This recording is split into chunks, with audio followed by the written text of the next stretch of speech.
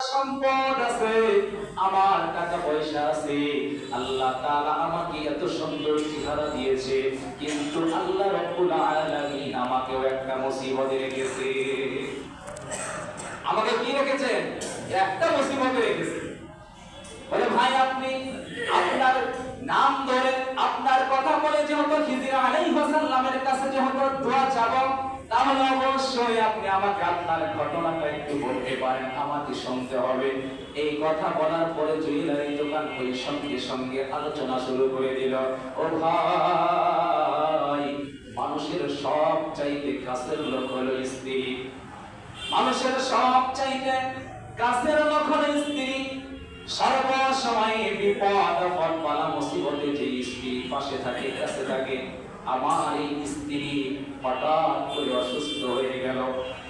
হঠাৎ করে যে সময় অসুস্থ হয়ে যায়, আমি বারবার আল্লাহর কাছে দরখাস্ত করি, আল্লাহ আমার স্ত্রীকে সুস্থতা দান করো, আমার স্ত্রীকে নেখায়াত দান করো, আমার স্ত্রীকে আল্লাহ মাফ করে দাও। এইভাবে বলতে বলতে এক সময় সব সময়টা আল্লাহ তাআলার রহমতে আমি আমার স্ত্রীর পাশে সব সময় বসে থাকি আর কান্নাকাটি করি। এইভাবে করতে করতে হঠাৎ করে দেখি যে আমার স্ত্রী মারাই যাবে, মারা যাওয়ার প্রায় অবস্থা হয়ে গেল। কিন্তু এমন সময় আমার স্ত্রীকে বাঁচানোর আর সম্ভব না। যত ধরনের চিকিৎসা ছিল সব কিছু আমি করে ফেলেছি, কিন্তু কোনো চিকিৎসায় আমি ত্রুটি করি নাই, বাদ দেই নাই। এইভাবে বলার পরে এক পর্যায়ে বলতেছে, চিকিৎসা শেষ পর্যায়ে সময় আমার স্ত্রীর পাশে যে সময় আমি বসে কান্নাকাটি করে করি, ওই সময় স্ত্রী আমাকে ডাক দিয়ে বলে, ও প্রাণের স্বামী, কান্নাকাটির কোনো দরকার নাই, কান্নাকাটির কোনো দরকার নাই।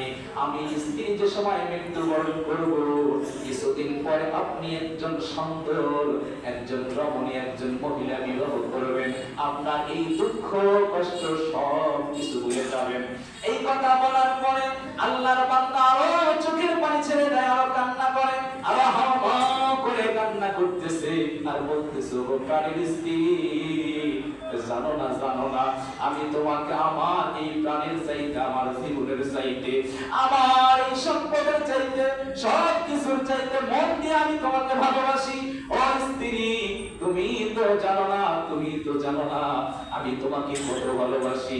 কিন্তু স্ত্রী বলে, না না স্বামী, এটা কয়েকদিন মাত্র, মৃত্যুবরণ করার পরে যে সময় আমাকে কবরে কবরে রাখে আসা হবে, ওই কিছুদিন যাওয়ার পরে আর কিছু মনে থাকবে না। কিন্তু স্বামী দেখলো না, স্ত্রীকে মানান যাচ্ছে না, স্ত্রীকে বোঝায় পার পাওয়া যাচ্ছে না। মহিলা মানুষটাকে কি দিয়া বোঝাবো? হঠাৎ করে ঘরের মধ্যে যে সময় প্রবেশ করলো, আল্লাহ তাআলার বান্দা তার গুপ্ত স্থান যেটা পুরুষলিঙ্গ সঙ্গে সঙ্গে কেটে এনে স্ত্রীর সামনে ফেলাইয়া দিল। স্ত্রী দেখলো, সর্বনাশ, কি অসভ্য কাজ করে